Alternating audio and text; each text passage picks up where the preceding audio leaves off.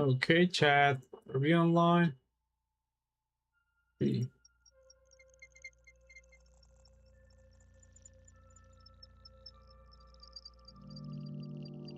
How you guys are doing?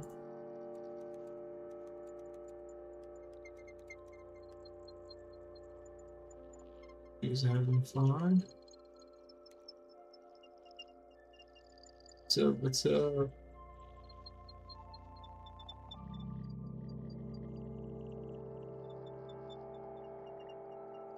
Chat.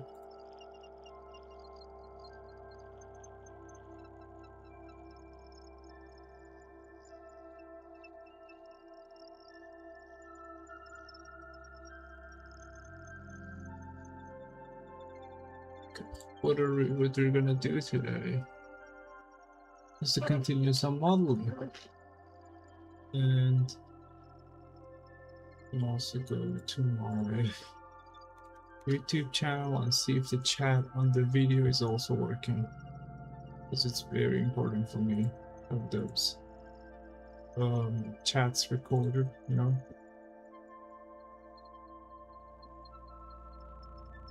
Okay. The quality is okay. I need to work on the camera. Right. Yeah, the rest of the things look okay. So we're working. So you can see that we have this thingy here, right? On top right side of your view quote. And yeah, it's like one of those Vault visuals that are very overlooked, but they're very inspirational. Also very like intricately designed. Like you should not essentially underestimate them, but people don't look at them like the way I do. And I love the way Fallout has such amazing designs in it. Okay. Right. This is like just a geometry thing that I would love to always have my geometry clean, despite the fact that, like, for example, in this project, it's not even a game asset, but I like to have my assets very clean and very like what is it called? Interesting, you might say. So I always like change it from time to time, and yeah.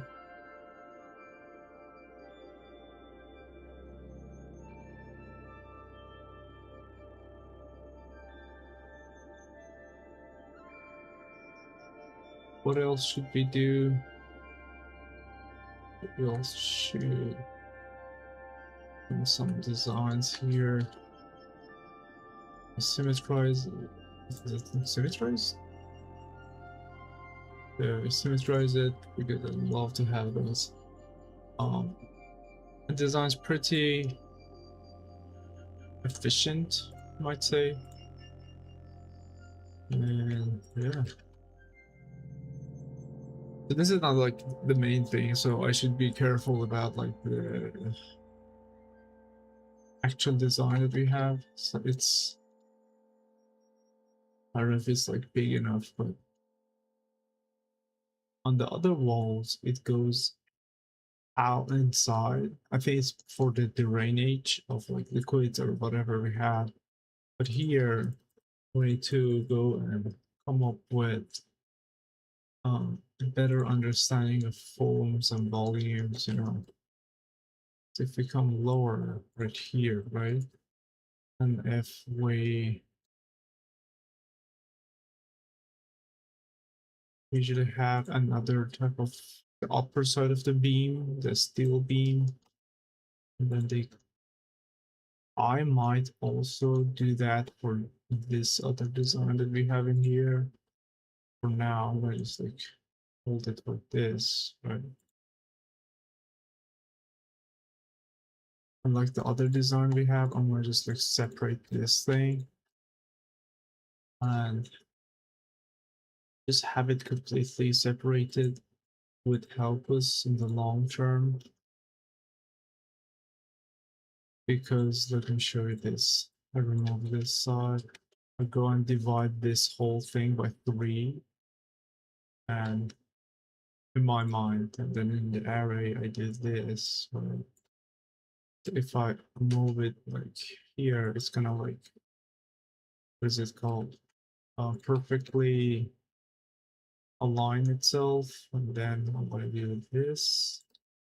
And I just like extract these out, right?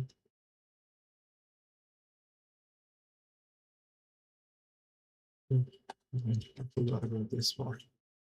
We have 4 of them. So every beam, every like a steel beam has like 4 lines supporting the core.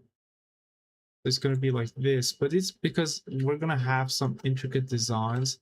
Just select this and just like move it a bit inside like this. You know, it's like, it's about like, what is it called? The quality of shapes we have. That's the main reason I'd rather not to have it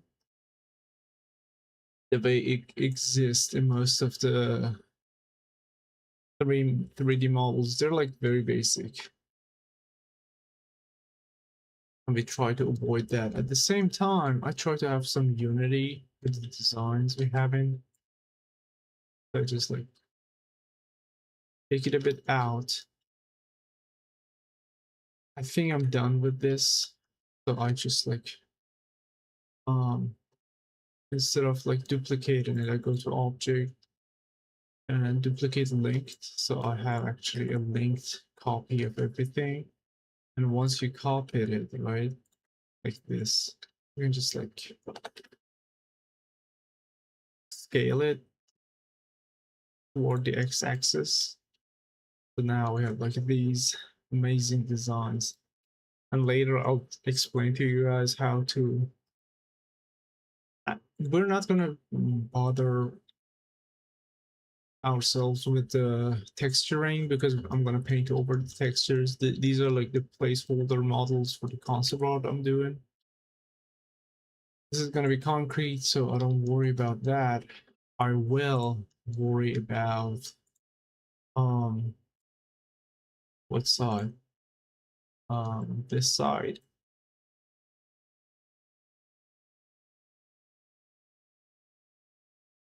Because one thing that you can do usually is to just think about like modules, like they're gonna come to the connections to their connections like this, but you can just like create the seams like this, right? But the easier part is easier thing is like when you have like a lot of details happening here. I'm sorry, here. Just instead of dividing everything in the most boring part, divide them in the most complicated part, so you can just like repeat them without worrying about the repetition. So you see the actual final result, so you're not like concerned about like, is it gonna turn out good? You just see how it's gonna turn out, right? I love that. Way better, meaning instead of like thinking about the simple parts being here, I'm going to just put the simple part in the middle of the model, right? We have something like this here, and these are like the complicated parts. So now if I do an inset face, instead of, actually I'm going to do it a bevel, but vertex bevel, right? And if I just like array this thing right here, right? Just 2 of them. And just like simply see how they're gonna continue on the model and just like delete the areas that I don't like. But on this other way around that usually people do, they just like put the simple sides on the seams, so you never understand like how your model is going to behave on repetition.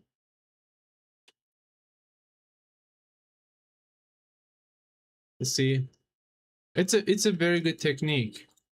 I don't know why there are a lot of 3D instructors very oblivious to this fact that they don't think smarter, they just like think very hard for the stuff that are not that hard, if you think about it. And my nose is very itchy today. And that's it for this part. Right. Okay. I go and see if there's any loose ends on my model. Just like how these areas. You see, like this is the bolt. Now, if I think very carefully about like the proportion, the vault would be a bit taller, the vault walls, but we don't overthink it right now. We just like think about it later. Don't worry about it. Don't worry about it. How you doing? On to make a sandwich type of action, right? We can like add this, right?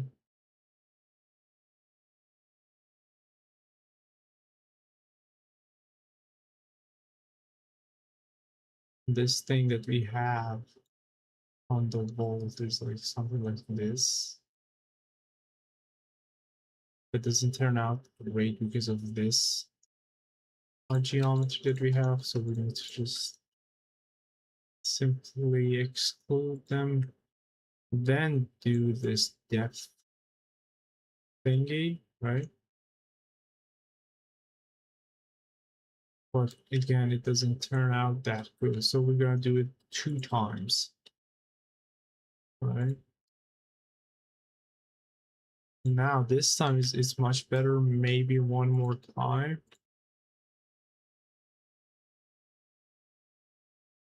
And especially these are like when you do the high poly modeling, right? Many people are just like very unoptimized with their models. They're like very dirty. Again, this is like for a base mesh of my painting that I'm gonna do later. But as you can see, this is like much more effective when you want to design hard surface models in your painting instead of just like thinking about the lights and shadows all the time. As you can see, all of these, I want them to be on the same level. So just like do this. It looks super clean, by the way. I like this design already. It's like very crisp, very good. We have some problem here with the shadow. You see it in the silhouette, but you don't see how the shadows are working. So I do this.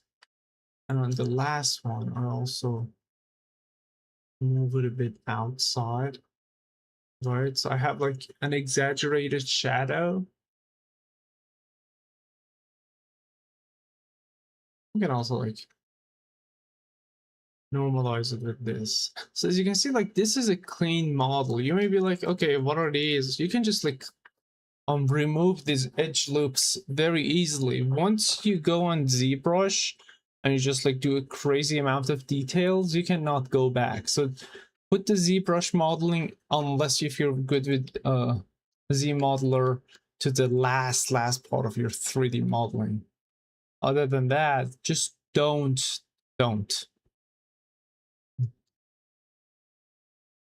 Okay, I like the model. I like everything about the model. I'm done with the model. On the next phase, I'm gonna go with the texture and also like making some what is it called? Paint overs for the concept that I'm doing. But yeah, other than that, like This is the way you should do it. The way I'm doing it also, like, is like this, right? I already had a camera. Like, this is the front view. Should be orthographic, right?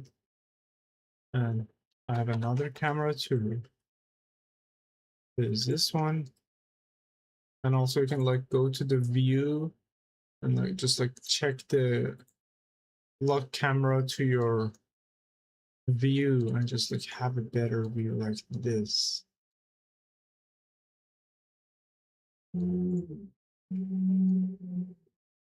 I would definitely next time add some hotkey indicator type of add-on, because you guys would love them. You can just like work on these like this. And I uncheck the stick camera to view, and I go to viewport. And as you can see, like there are a lot of modifiers I use on a daily basis. You know, I just want to keep them. Don't worry about it. Maybe I would just like, are they considered extras or what are they called? Motion paths, no. Text info, I like that. Axis, I like axis. I definitely don't want relationship lines.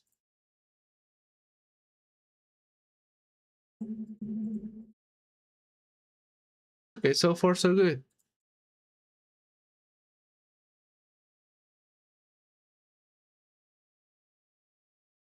Face orientation, okay. There are a couple of face orientation problems that I need to work on. Oh, something I forgot to symmetrize this model.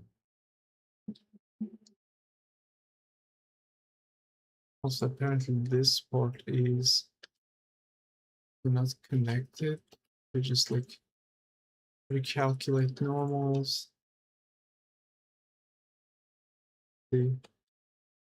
These areas.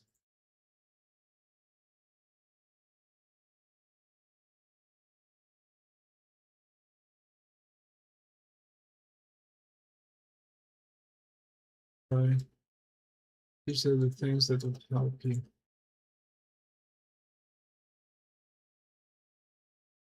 And merge the points. I think you're good to go. And this.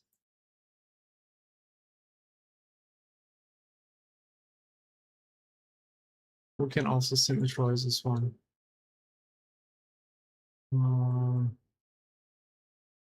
Okay. Minus x to x. Good. And you're ready. Amazing. Amazing, amazing. What is it called? Geometry. And continue with this. Also, I don't like this. I don't like it. You can just simply close it. No, there is no necessity for just like having the cleanest geometry for something that is not even important, you know? Okay, everything else looks good. Let's go back to reference. We have some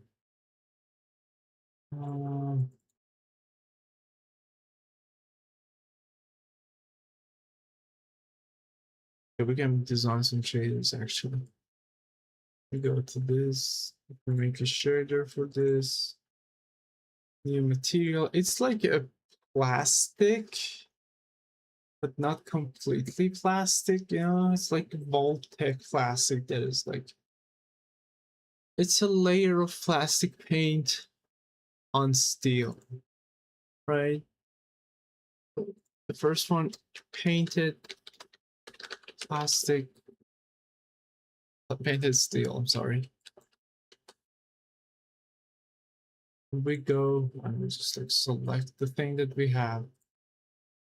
It looks like this, honestly. Yeah, let's also, I think this one would also go with the same material set if I'm not wrong. Yep. And we have another. Oh, okay. So we're to that stages of our work that we should just make another save and just like simply apply all the modifiers. Right. We can remove these. We can actually select the results we have here. The same thing here. It would be a bit difficult if you're not careful with like the way your models are copied. Like this. I just forgot that one. But this one also needs to be fixed. Now we're going to delete these childs of my models. They're gonna work. There is some problem here, but it doesn't matter in the end. It's just like for paint over base. So we can chill with that. We have some green painted steel. Right. These are they don't have they do have more chips in them, chips of colors. And the surface steel. Okay. What else? Let's go back to the reference we have here. So these ones are more like this color, a bit darker, right? This one also could be that. We definitely have a concrete layer here, concrete. That would be this color, and for the last one, we are going to go with painted green steel, which would be this side, which is assigned, right? Very good, very interesting. Uh,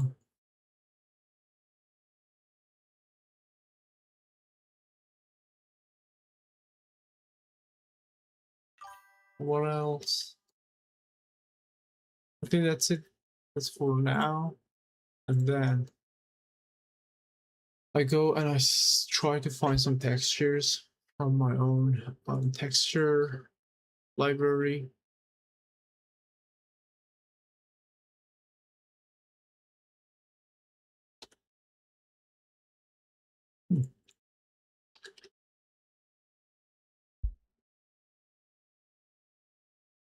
Water, splatter, soil, signs, rust. Okay. Let's see what kind of rust can I find. So the rust in our reference is very subtle. And it's not subtle, it's like very at the same tone. So it's gonna be a bit difficult.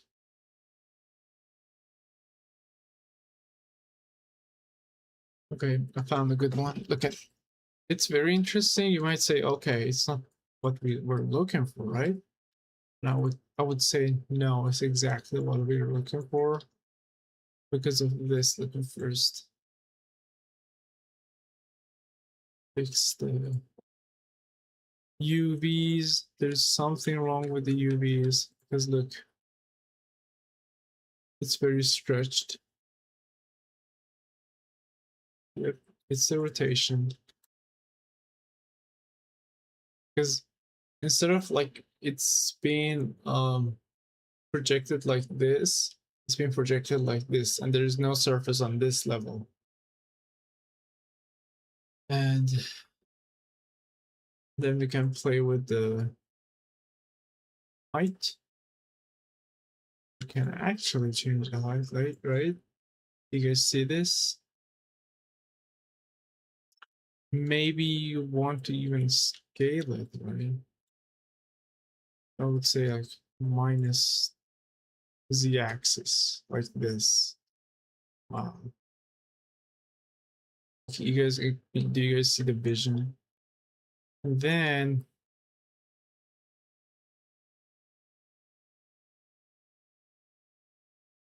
just go here.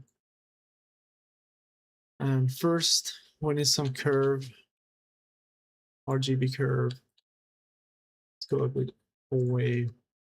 After that, not this one actually. On the this side. RGB curves. It can go to the color.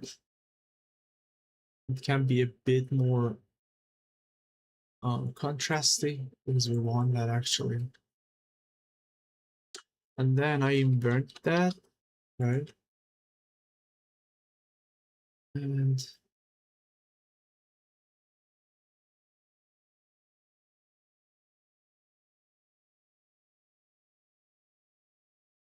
if I add some contrast to this, right, with this, I'm creating a very interesting mask.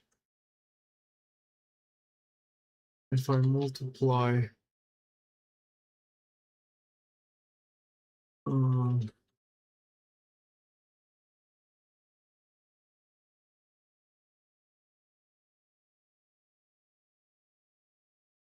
if I mix this,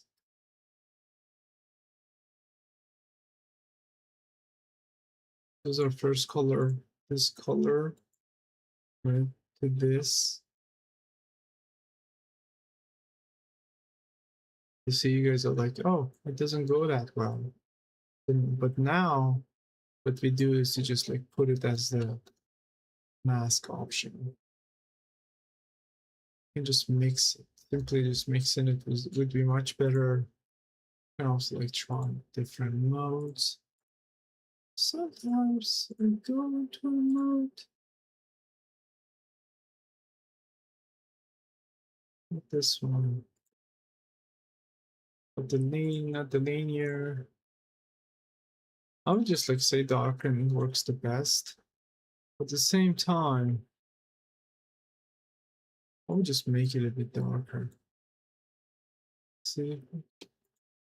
This is so much more fun. And also like to saturate this a bit more. Right?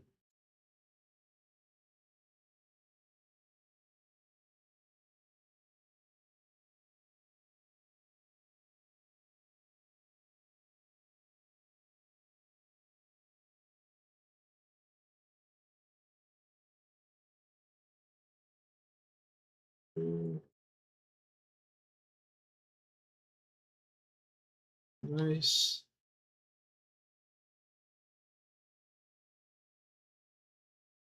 We can work around this. Because here's the thing. I always like to have a good variety of values in my work. Because it's about like the same concept like photography, that some people like to take photos in contrast, but I would rather to take photo in raw format that includes everything and then just separate the values that I don't like by hand. Then it would look more artistically developed. You understand me? And that's the whole key point of like how to make something looks handmade instead of AI.